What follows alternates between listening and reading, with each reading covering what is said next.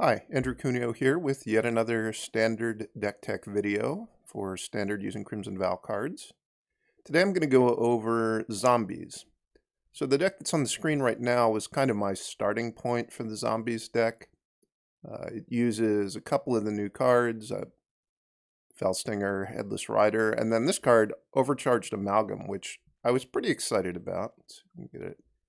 So it's a zombie, 3/3 flash for 4 mana, flying, and then the big thing is the exploitability that you can counter spells and abilities, but the spells is really the big part.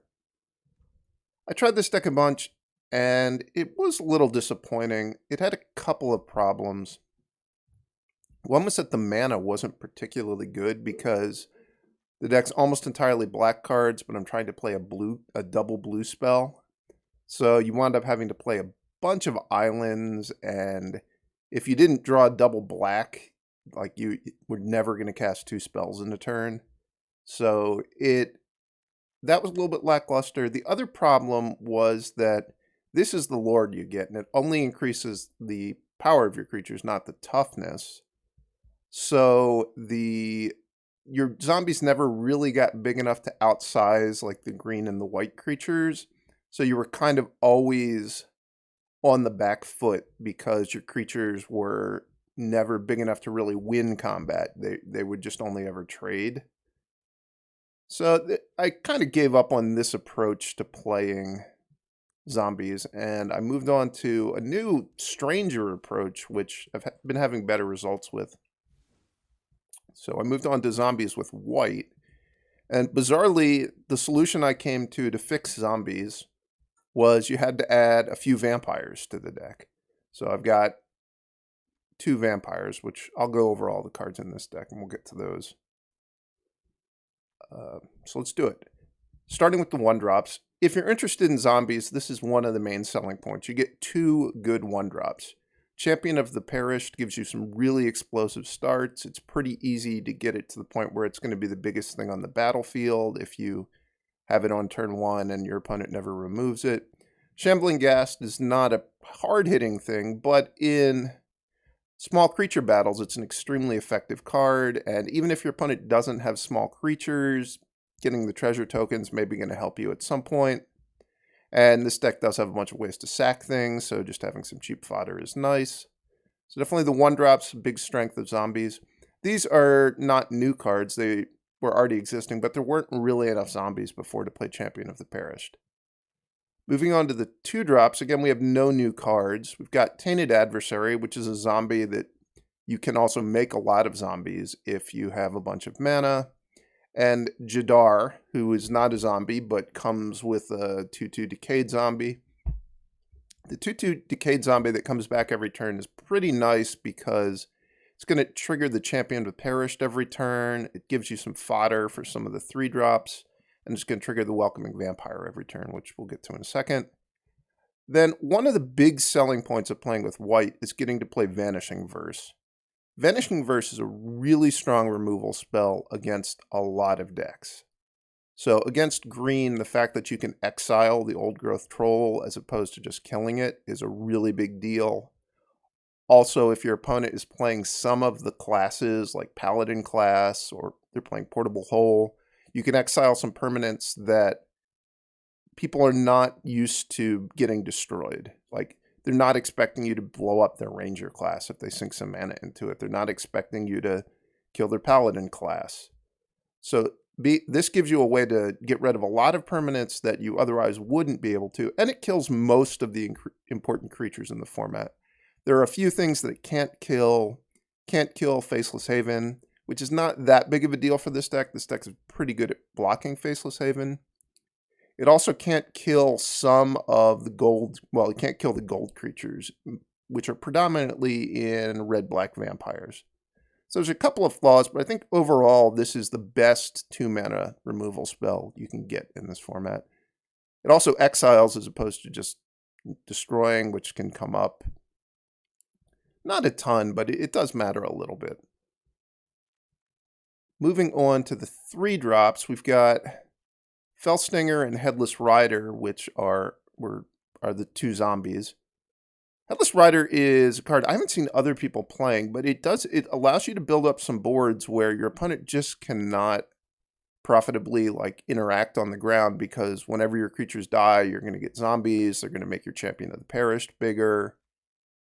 It's a very strong card. The one weakness of this card is it only has 1 toughness, so it's really bad against Spike Field Hazard.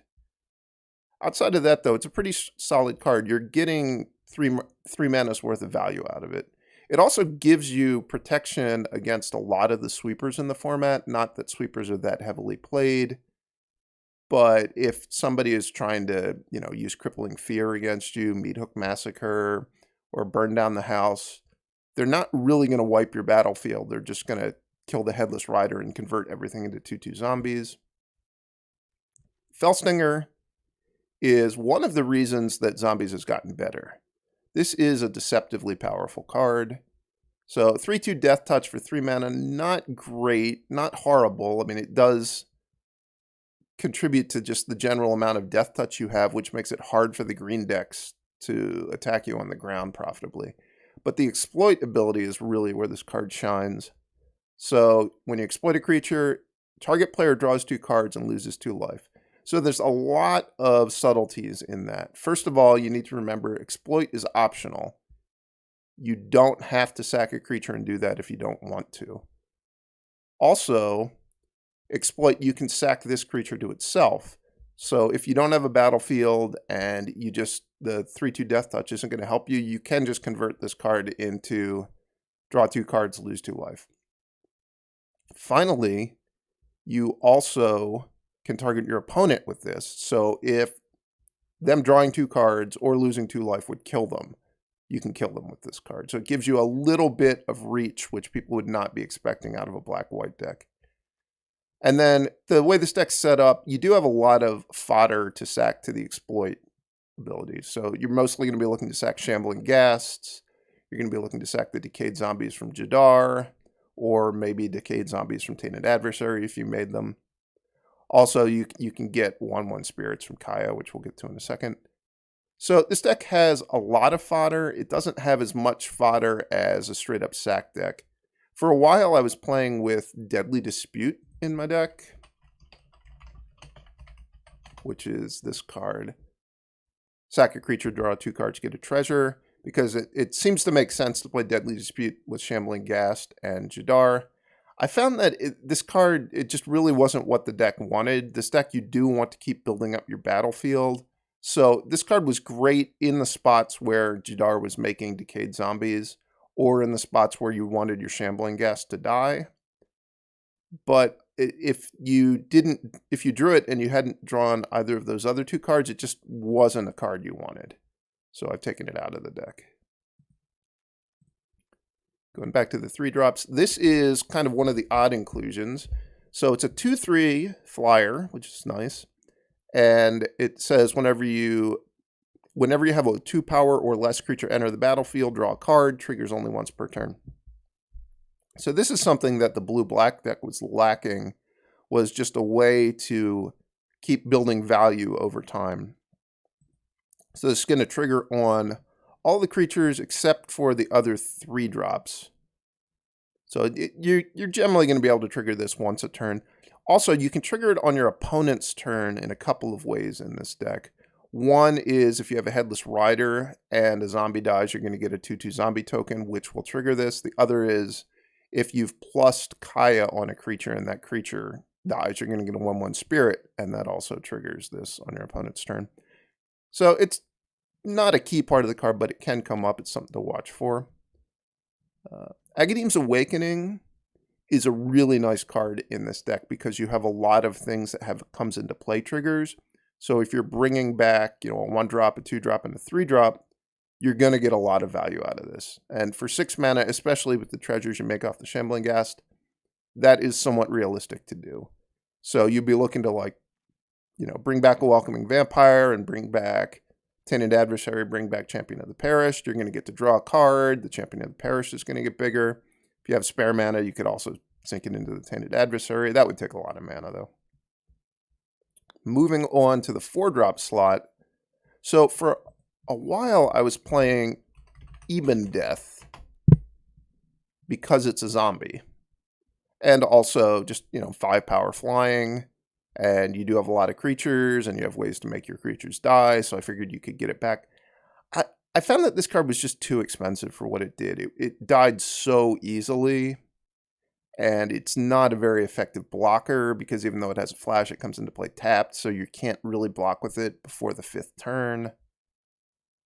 I just found this card to be generally lackluster. Every once in a while, you'd get to play a game where your opponent was forced to, to kill your creatures, and it would keep coming back and would eventually win.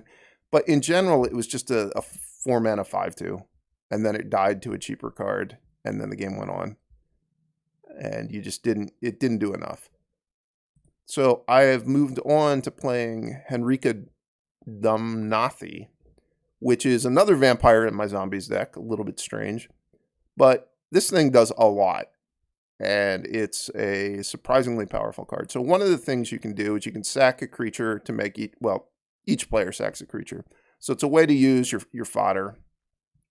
And it's a way to use your fodder that affects the battlefield, that's what I didn't like about Deadly Dispute, was I was giving up my battlefield to, not advance the battlefield at all. So each player sacks a creature can be really strong. Also, you just draw a card. This would be kind of the default ability you'd want to use the turn you cast it if there wasn't some reason to use the other two. And then it transforms into a flying Death Touch lifelinker that also has this kind of strange, expensive fire-breathing ability that in this deck mostly only affects the Death Touch creatures, but you do have other Death Touch creatures, and also it affects itself. So that ability is a way to sink your mana, late into the game. This is a surprisingly good card for sure. And then finally, we've got Kaya. This is not the Kaya from the new set. That card is quite bad. This Kaya is a pretty strong planeswalker that hasn't seen much play because it didn't really have a home. Because it requires you to be kind of a grindy deck, but also a deck that has creatures, and preferably creatures that have into play triggers. This deck kind of checks all those boxes. So I think this is a very good home for Kaya. I also actually played for a while with, what's this thing's name? This card, Shadrix Silverquill, in the 5-drop slot. And it was good in some spots. I think mono green especially kind of has a hard time once you get this card into play. But I felt like this card just wasn't quite good enough, basically. If you want to try it, it is fun. And this is one of the most complicated cards to play with that I think has been printed in a long time. It's really hard each turn, usually, to decide exactly how to use this ability, or you can also decide not to use it. So maybe I just wasn't using this card good enough, but it's certainly an option. Usual suspects in the land slot, 8 dual lands, 3 Hive of the Eye Tyrants, no copies of Cave of the Frost Dragon, just because I think you want mostly black mana. So one of the differences with this deck versus the blue-black deck is rather than playing 6 islands plus a blue creature land, I just have 5 plains. So I've got more black mana, which is definitely an important difference. Moving on to the sideboard, we've got kind of the usual suspects, more removal spells in Bloodchief's Thirst, Power Word Kill, and 3 copies of Crippling Fear. I guess I didn't talk about the 1 Crippling Fear in the main deck. It seems to me like the way the standard meta is breaking down right now, there's a lot of creature matchups and small creature matchups. So Crippling Fear in the main deck does give you kind of a trump card. With the Crippling Fears in the sideboard, those are mostly going to get boarded in against white humans decks. Maybe you'd want them if you're playing against like a vampire. Well, you'd want them against vampires. Maybe you'd want them if you're playing against like a red-green werewolves deck or a mono-red deck. Probably not against mono-green. One thing to note when you're boarding these in, this deck has a mix of creature types. So when you're boarding in all the Crippling Fears against mono-white, you're probably going to want to take out 2 or 3 Jadars. You're going to want to consider removing your Henrikas. Although Henrika, like the body on Henrika is really good on mono-white, or against mono-white. So that's one you might consider keeping. I would not board out the Welcoming Vampires just because they replace themselves so easily in this deck. Other sideboard cards of note. So there's 2 Bloodchief's Thirst, which are also against predominantly small creature decks, although they're also pretty good against most green decks now because green decks have enough 1 and 2 drops that you're going to have something to target. There's another card I considered called Circle of Confinement, which this is, I think, better against mono green than Bloodchief's Thirst, and also is pretty strong against red-black vampires. If that becomes popular, I would consider playing this card in the sideboard. Final removal spell to talk about is Power Word Kill.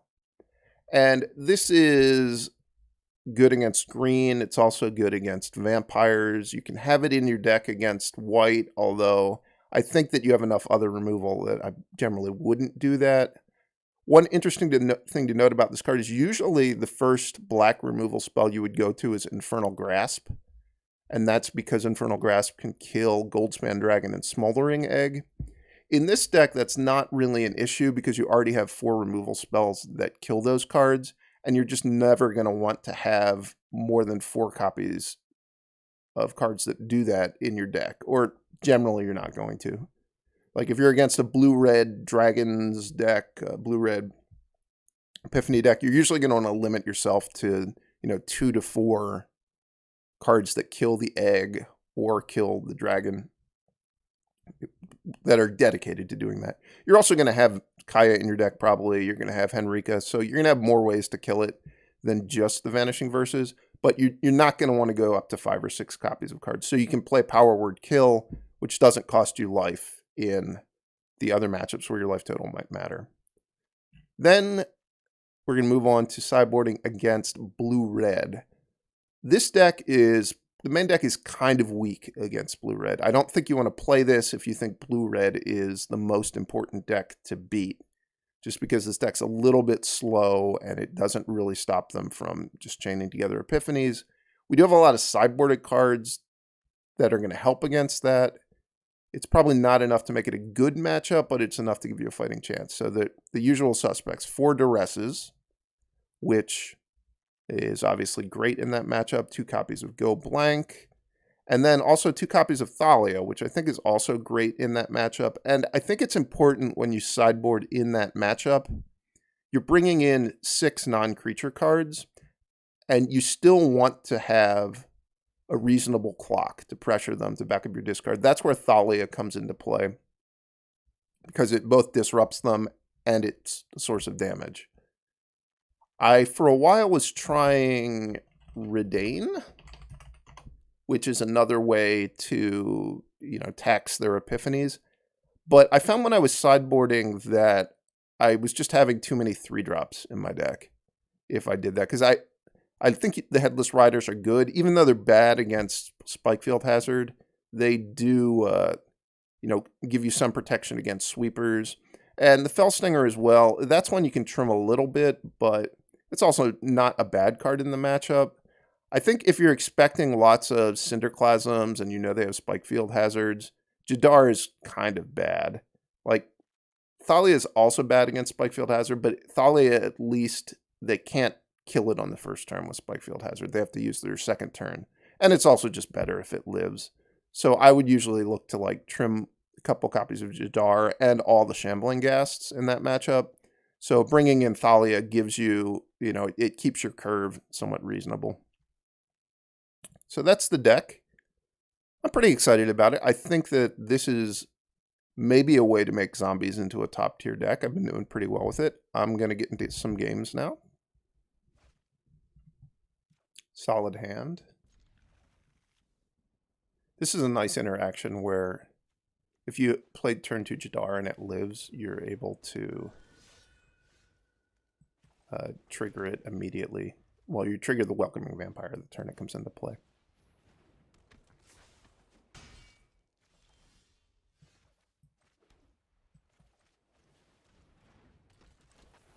Sadly, I think I might have to block the Usher of the Fallen this turn. If I even have the option to.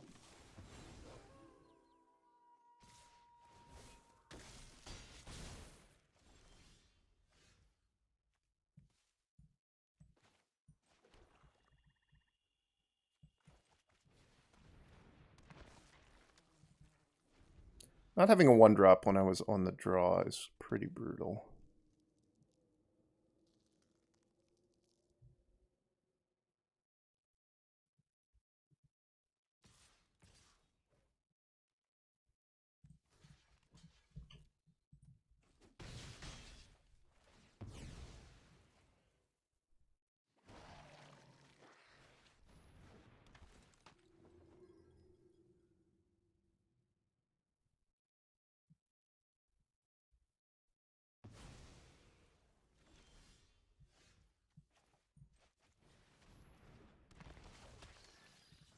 Can't really afford to lose the life here, but I also don't think I can win with the cards I have, so that's where we're at.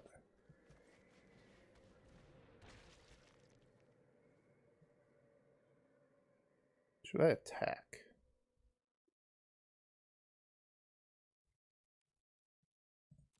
Probably not. The 2 damage doesn't matter that much. If they have another Brutal Cathar card, they could price me into making a block I'm really not going to be happy about.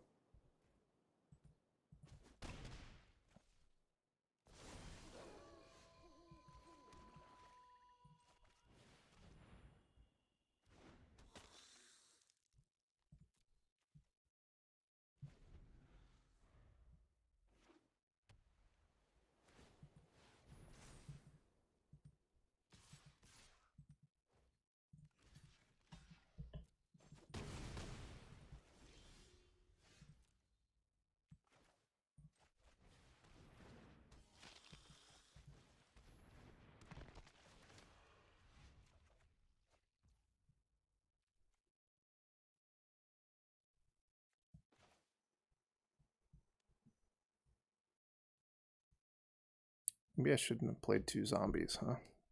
Or 2 creatures. Because this thing's going to flip now. Which, that's not great for me.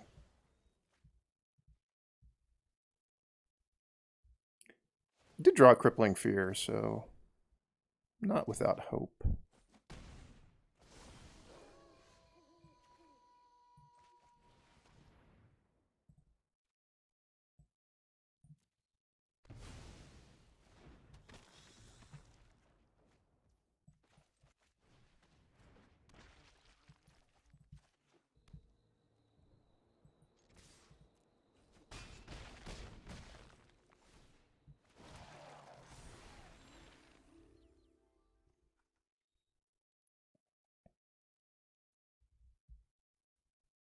I've actually won.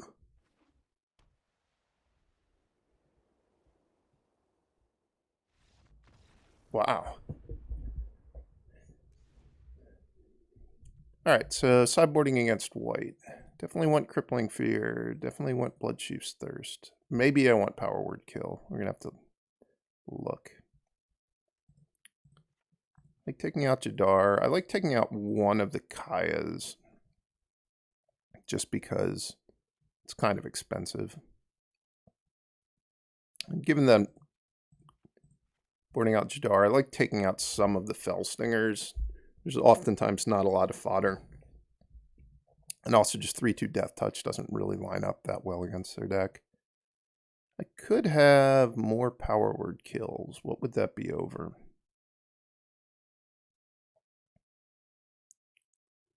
Probably just over Fell Stingers and Jadar. I think I'm going to go with this.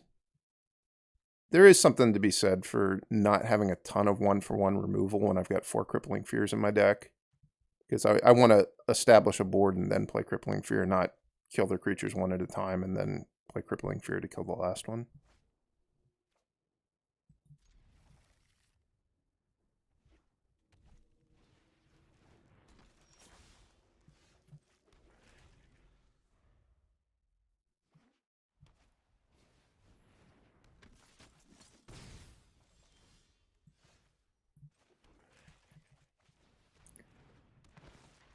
I led on the Tainted Adversary rather than the Jadar, both because it blocks better in this spot, but also it forces them to play an interactive card, which means that maybe they can't interact with the Welcoming Vampire next turn.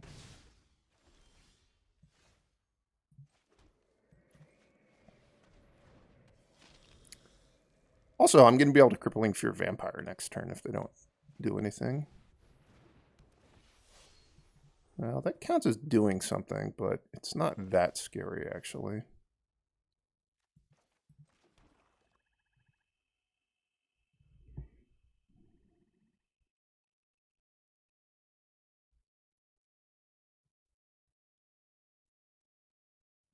So there's a Thalia in play. I definitely want to cast something. Which card do I like least? I think the Jadar is the worst. Gets me a free card. I'm definitely going to Crippling Fear Vampire next turn, so I'm just not even going to play the Tainted Adversary.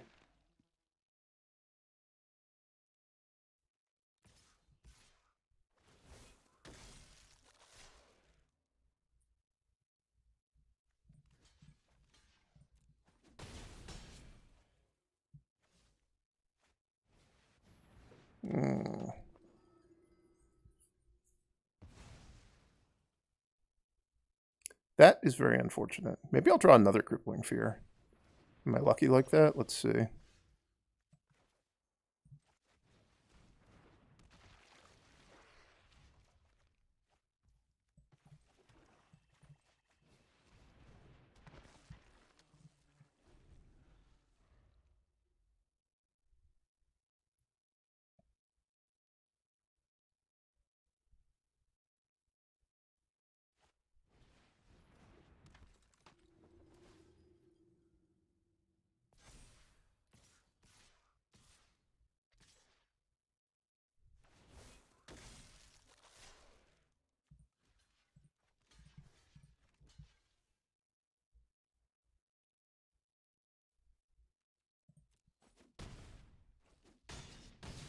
I think they probably should have put a counter on the Legion Angel. Just because of Crippling Fear. They probably aren't fully prepared for the number of Crippling Fears I have in my deck.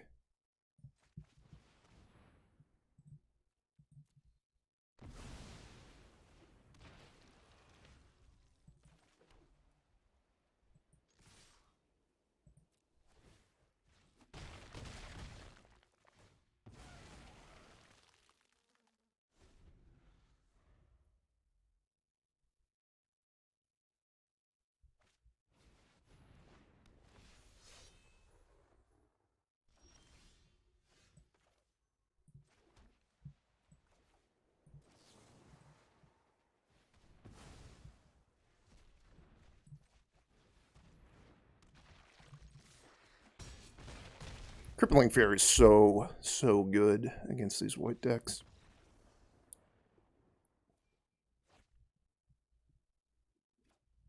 This hand on the draw.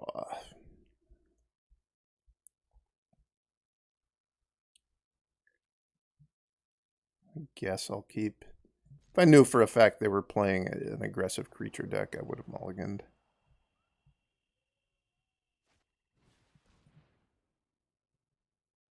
Wow.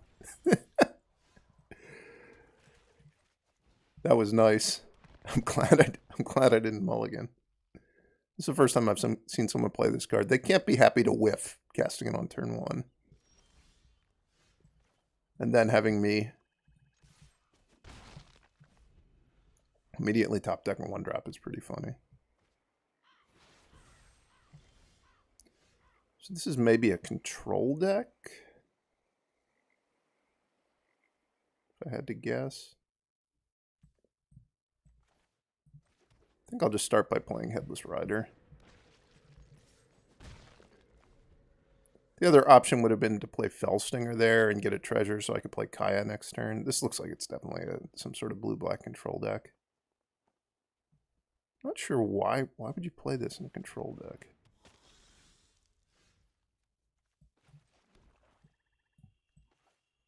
I've lost any sense of what their deck could possibly be.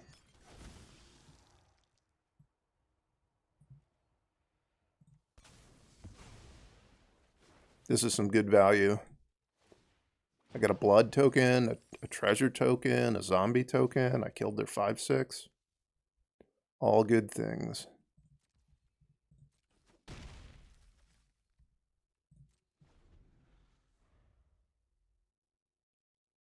Is it possible this is an epiphany?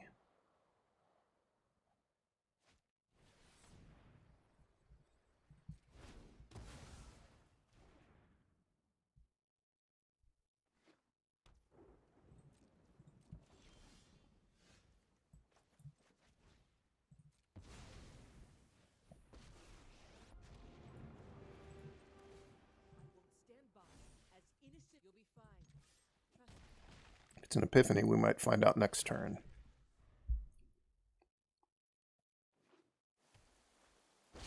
It is. So their plan is to epiphany with the 5/6 in play. Interesting.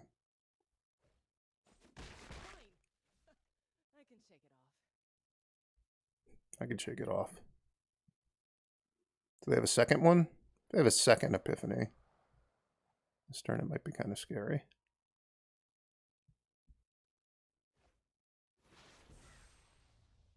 They do have a second epiphany, but they don't have the mana to cast it. It's good news for me.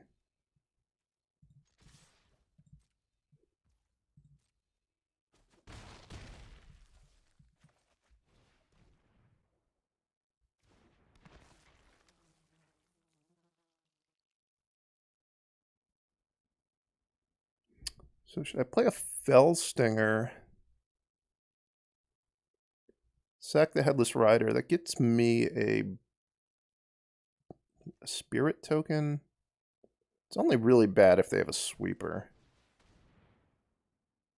And I sack the Headless Rider. Alright, I'm just not even going to get to do anything.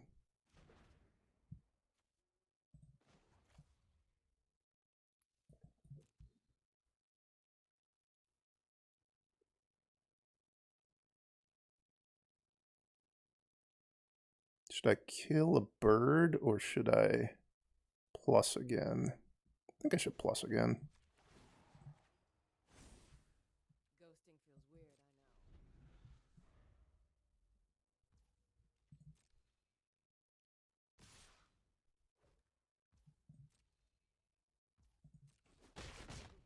You're getting in my way.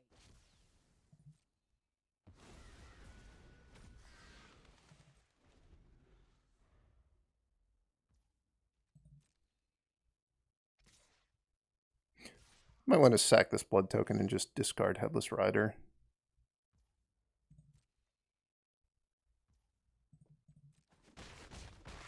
Could maybe potentially burn them out with 2 Fell Stingers. They have a third epiphany. Leer. Leer's kind of scary.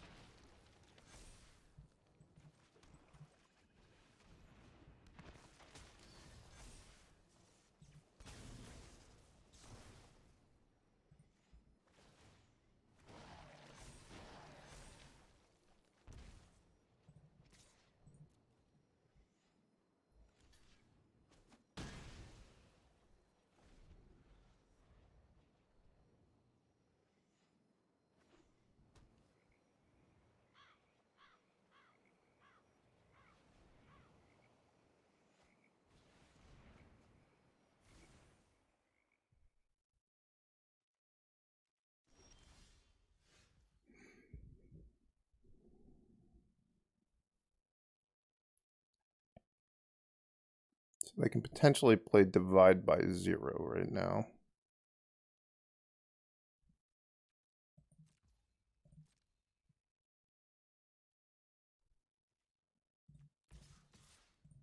See what they do if I just attack with these two to start.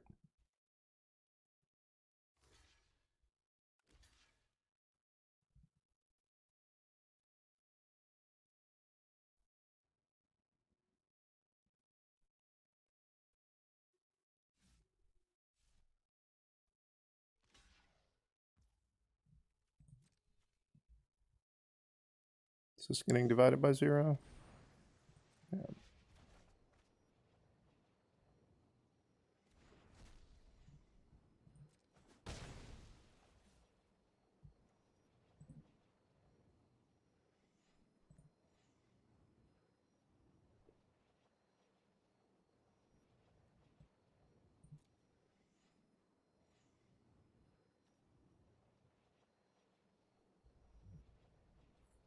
I could make this a 3/4, and I would get 2 zombies. They're going to have access to 6 blockers next turn.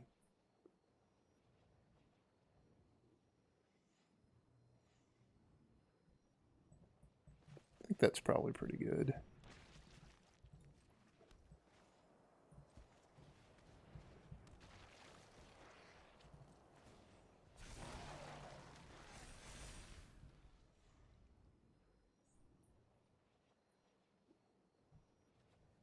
They have a 1-mana spell. This is going to go a little bit bad for me.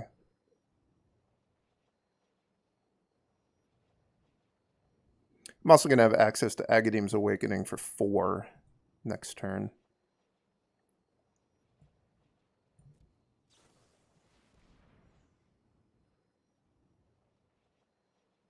Guess they're digging for a sweeper. If they have Shadow's Verdict, that's game over. If they don't have Shadow's Verdict, I think I'm fine. Even Crippling Fear wouldn't even do that much.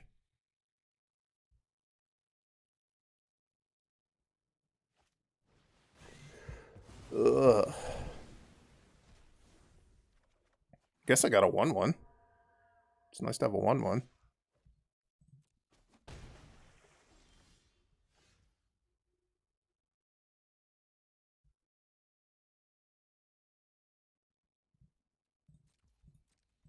You can Verdict again next turn as well.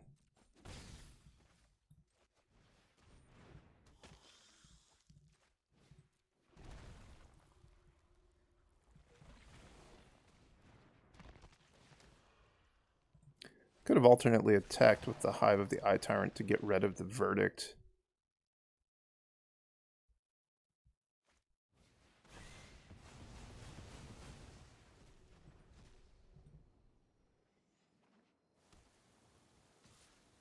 Might have been a stronger play.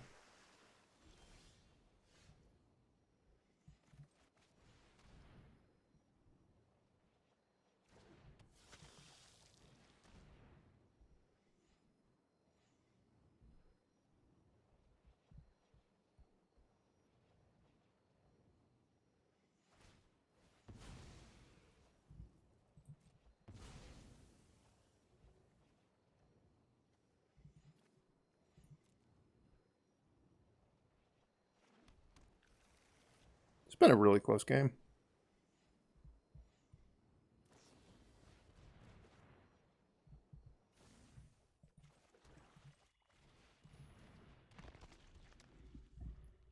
But I think, sadly,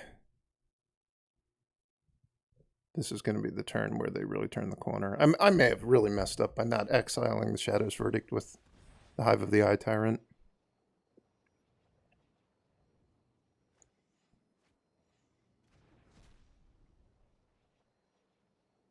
Why did they want to do that? Did they have another one of those discard spells?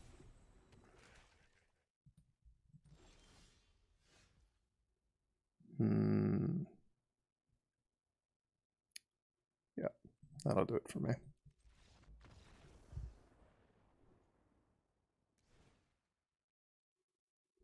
Alright, Go Blank is great against their deck.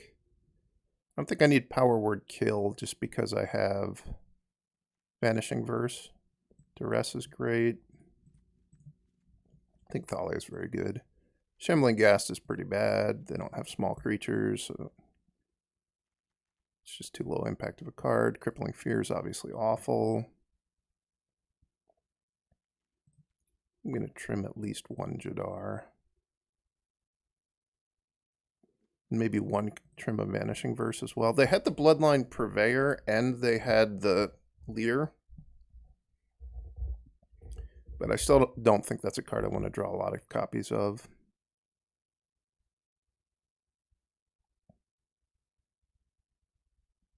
Should maybe even go down to just 2. Go blank is pretty good against Leer. And then these things can also kill Leer and Bloodline Purveyor.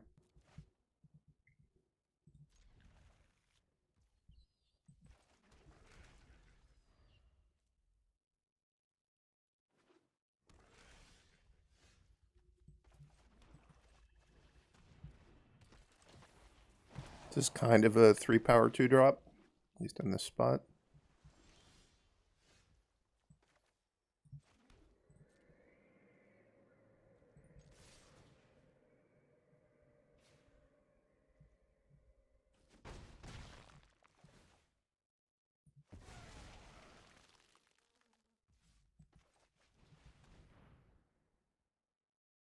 Sadly, I have not drawn any discard.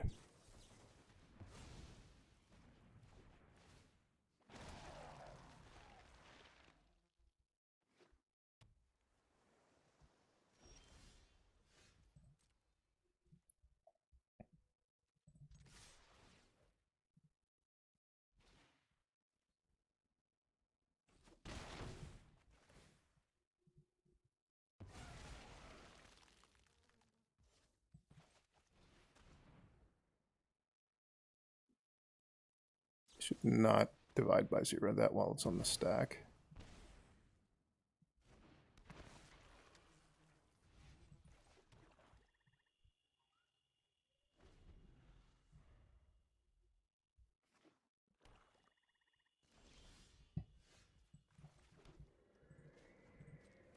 It's a little bit awkward. If my land dies here, it means that I won't be able to play Agadeem's Awakening for 3 next turn. But if they had played a removal spell on my land, they wouldn't have been able to play a 4-mana draw spell. Not attacking there just makes it too easy for them to cast Memory Deluge.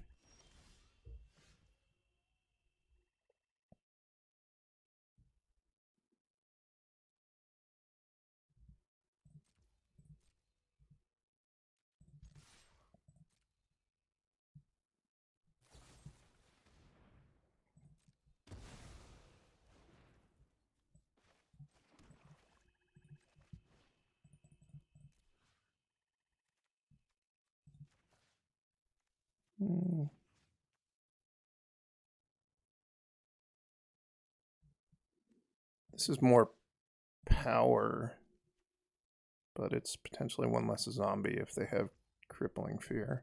I think this card's going to get countered either way, so it's probably not important. It didn't get countered. Interesting.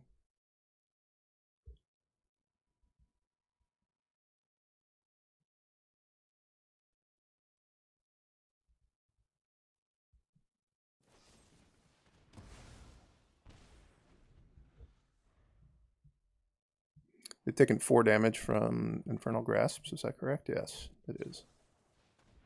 Oh, I like this. Siphon Insight's one of my favorite cards.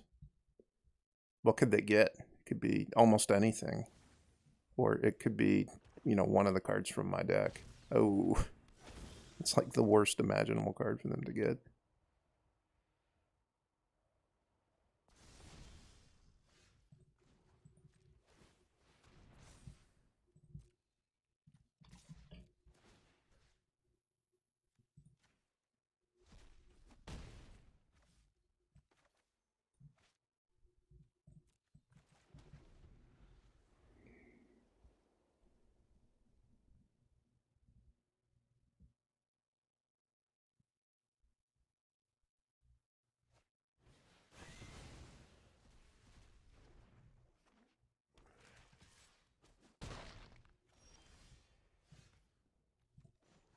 could really go for a Vanishing Verse or my own copy of Henrika.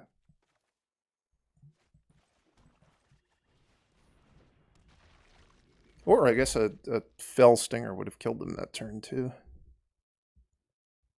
If the Headless Rider had been a Fell Stinger, I could have just burned them out.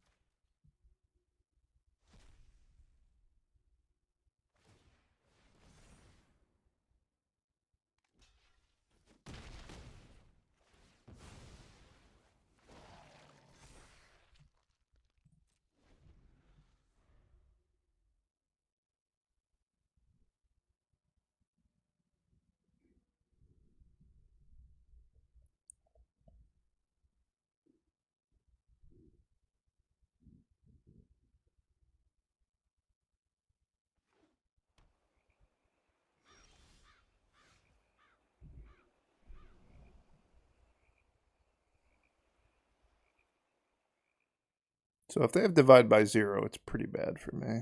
Other than that, this is a really good draw.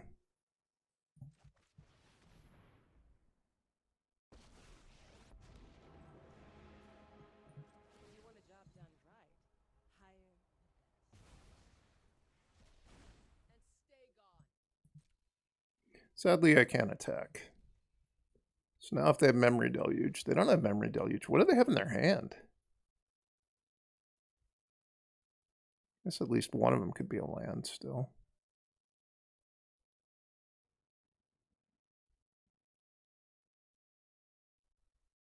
Maybe they have like a Jawari Disruption they were just hoping to get me with.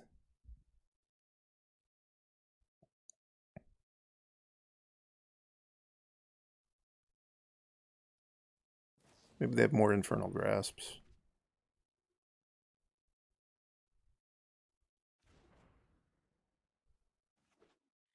Ooh, I got punished for not playing my land. That was a mistake.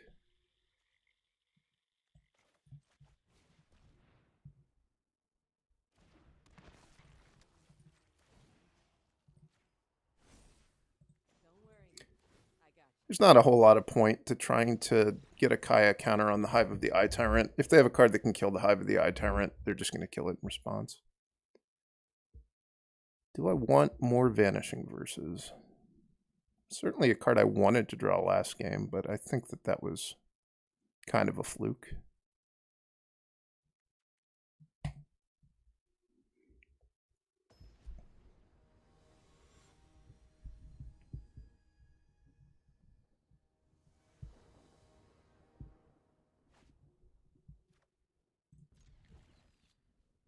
I think this is a much stronger hand than the one I had last game.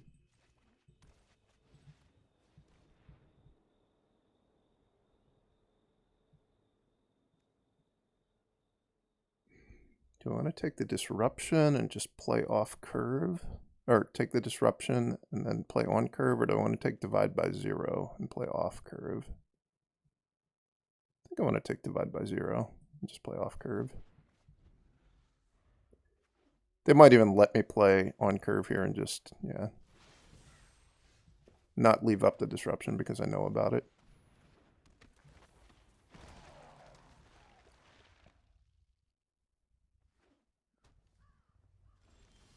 I could also literally just play into the Disruption here.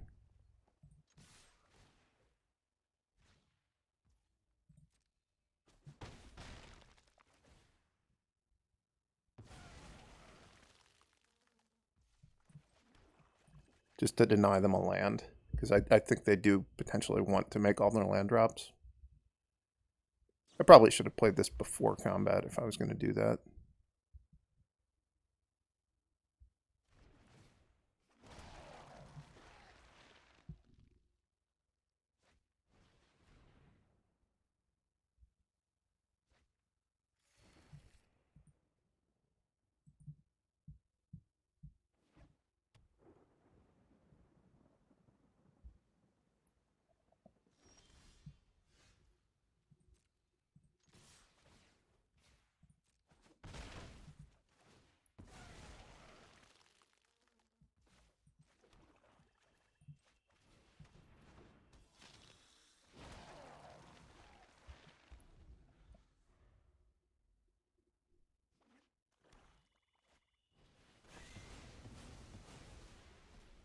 Rude.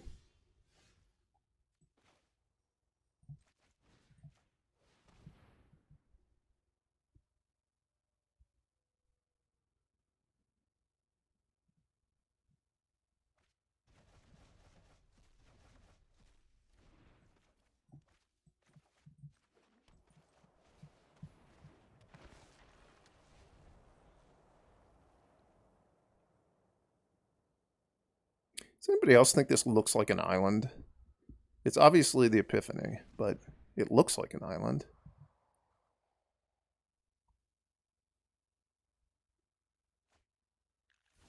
The second copy of Go Blank is going to be very strong.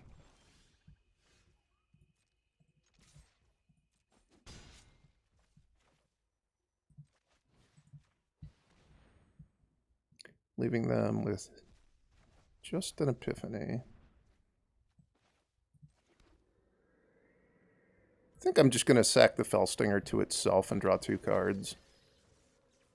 I think I definitely want to draw 2 cards and not just have the creature in play. I could, in theory, sack the Tainted Adversary because it's only 2 power and the other thing is 3 power, but I know they're about to play Epiphany, and I don't really want to have to use Vanishing Verse to force my creature through.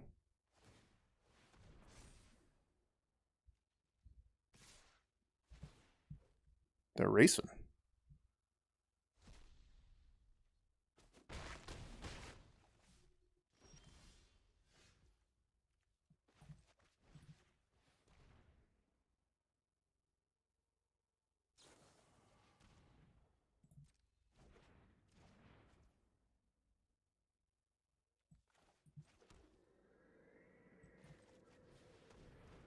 I guess at this point I'm gonna not draw. Because they seem to want to race.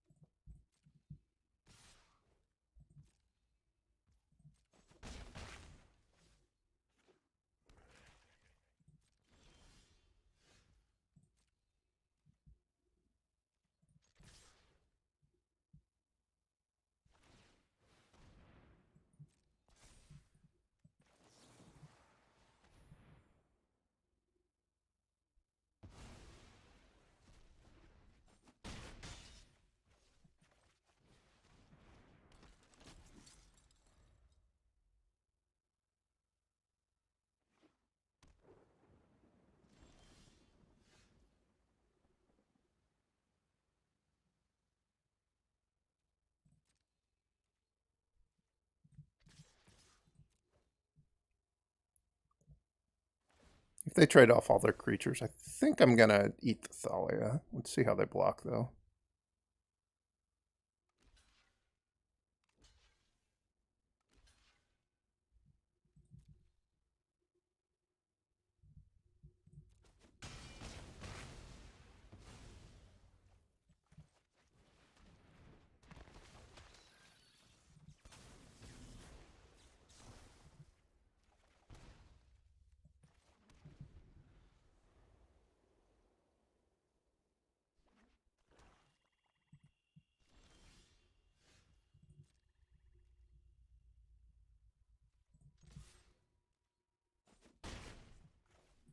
Potentially I'm going to kill them next turn when I draw Tainted Adversary.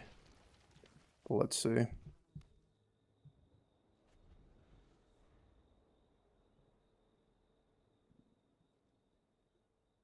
Might also kill them if I draw Agadeem's Awakening. Another Champion of the Perished. Doesn't really do anything. I'm not going to be casting that one.